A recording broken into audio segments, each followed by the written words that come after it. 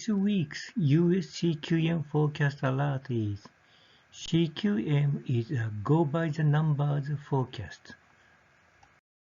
Since the imported goods on census basis released on the 27th have increased abnormally, let's take a look at its impact on the CQM and PCA forecast of the 2022 Q1 GDP.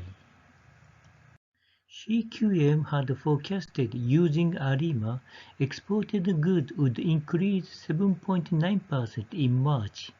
This was just above the 7.2% growth rate of exported goods on census basis. CQM had forecasted that imported goods would increase 2.6% in March, but census imported goods surged by 11.5%, well above ARIMA forecast. Due to the update of the actual value of exported and imported goods in March, NIPA's exported goods were revised downward a bit, but imported goods were adjusted upward significantly. Therefore, trade deficit was expanded substantially. As a result, the economic growth rate on the expenditure side was revised downward from minus 0.22% to minus 1.94%.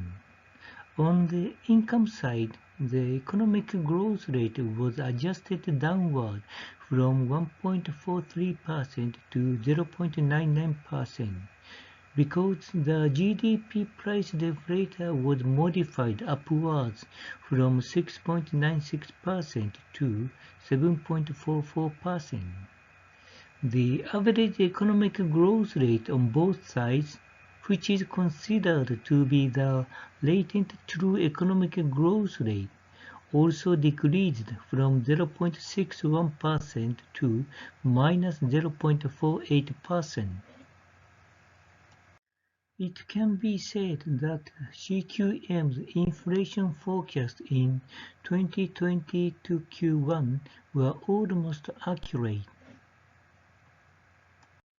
The PCA forecast revised down the economic growth rate from 1.69% to 0.89%, and the GDP price deflator was 7.88%, almost the same as the previous week. Conclusions from this week's CQM forecast alert. First, CQM is a go-by-the-numbers forecast with no personal adjustment on forecast, keeping forecast continuity on a forward-rolling basis.